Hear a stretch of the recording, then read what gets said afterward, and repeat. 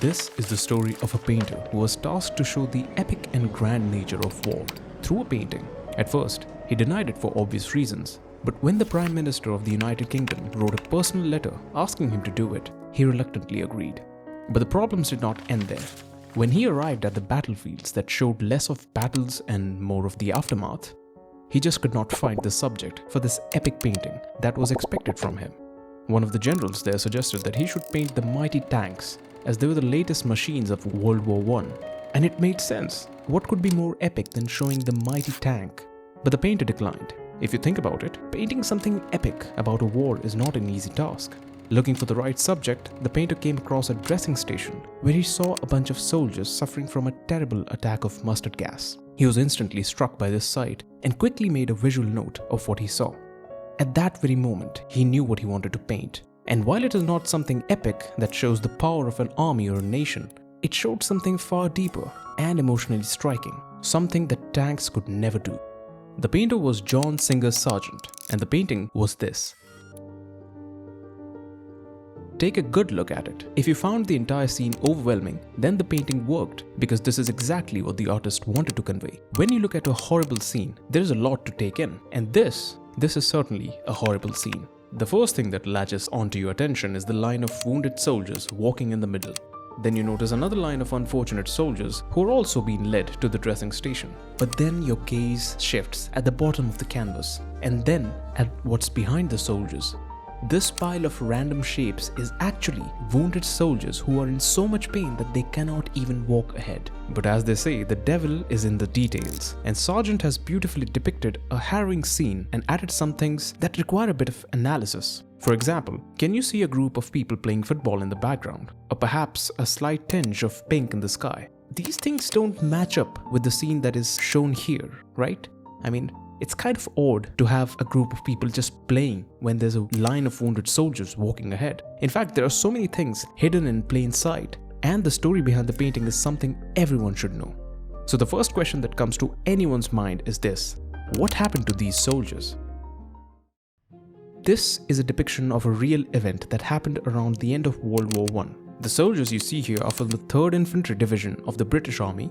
Tanks were not the only novel thing in this war. It was also the first time that saw the use of chemical warfare, namely chlorine and mustard gas. The German troops had used this dangerous gas that caused severe skin burns, especially in the eyes and mouth region of the body. And if you found the number of soldiers affected by this gas scary, then you'd be shocked to know that during the war, over 1 million people were affected by the use of mustard gas alone.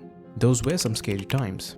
As I said before, this gas primarily affects the mucous membranes, especially the eyes, and one of the worst effects includes severe and complete blindness. This is the reason why the soldiers have covered their eyes with a cloth. This scene is so powerful in itself, but Sargent has gone the extra mile to make it even more hard-hitting. For example, you can see how lifeless these two soldiers are. They can barely stand upright or walk ahead. Then there is this man with his leg raised high. Now, this is a very simple addition, but this posture shows that he has been told that there is an elevation ahead. But since he cannot see anything, he raises his legs as high as possible to avoid falling down. When you consider that they are healthy young men who fought in war, and now they can be in such a helpless state, it breaks your heart. Then you look at the 3 men walking behind, holding on to each other. This soldier has turned around to puke, followed by a line of 3 more men. You realize that things are so bad when you find this state to be normal compared to the people on the ground. Now this is a completely different scene where a pile of young soldiers are lying down, helpless, hopeless, and hurt. This soldier ties his hand all by himself. There is no one to help him because there are people who are in worse condition than him, and he is in a pretty bad shape right now. So much for an epic war scene. When Winston Churchill saw this painting for the first time, he said, with all its brilliant genius and painful significance, how the field of national psychology must have been harrowed by events which had taken place during the war. And he was quite spot on there. Now that you have seen the horror, let's talk about a fairly odd thing in this canvas. Sargent, for some reason, placed a group of people playing football in the distant background. You know the interesting part about it? These elements were discovered recently during a restoration process, and it showed the brilliance of the painter. Before the restoration, this painting had a murky, greenish yellow tint to it. And that makes sense, right? After all, the painter was showing something terrible and uncomfortable. Mustard gas has a greenish yellow shade to it, and perhaps that is what the painter was trying to show, a scene covered with this horrible gas. But that would be too simple and too obvious. Sargent was doing something more complicated and nuanced. It was the juxtaposition of two states of life. Here you can see tragedy and pain, but in the same canvas and the same location, you see a beautifully setting sun, a tinge of pink glow in the sky, and people wearing brightly colored clothes playing football. The contrast between this part and this part is profound and striking, and it makes the painting even more powerful. As always, seeing a painting on the screen is very different from seeing it in person, and Ghast is one of those paintings that you have to experience in person. Why? Because it is massive. It is almost 9 feet tall and 21 feet wide, or 91 inches by 240 inches. Here's how it looks when a person is standing right next to it. At that size, you will be able to see every little detail that Sargent has deliberately placed and experience the horrors of the First World War, even more than 100 years after it happened. One would expect that a painting that truly shows the pain of the people who fought in a war would be appreciated by everyone. However, this was not the case. While a majority of people liked the work, people such as E.M. Forster, a British author, said that it looks too heroic. I don't know what he was seeing that struck him as heroic. This is an unfortunate scene, and calling a single soldier a hero would be downplaying on their suffering.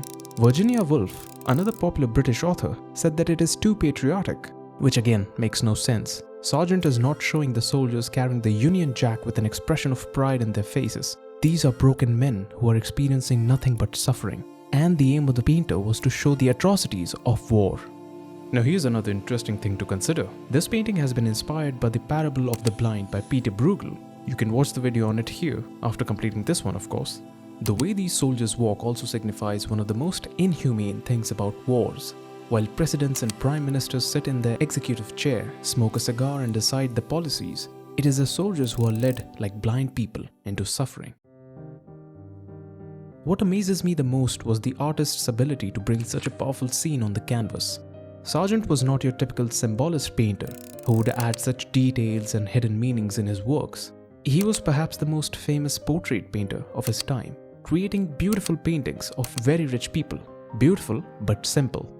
No doubt he was a talented painter, but his skill was to show the various expressions of the people he painted. Their faces, their posture, their stress lines, their expensive fabric, and their rich skin tone.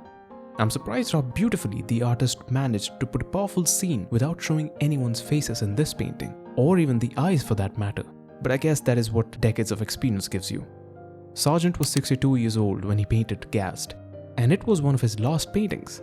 The artwork has collected multiple awards, as it should, because there is something so powerful about it that is really hard to explain, but very simple to experience. And with that, we have come across the end of this video, and I want to know your thoughts about the painting. I love reading all your comments and enjoy your point of view about it. So, write it all down in the comments section below. And as always, thanks for watching. Till we meet next time, have a great day ahead.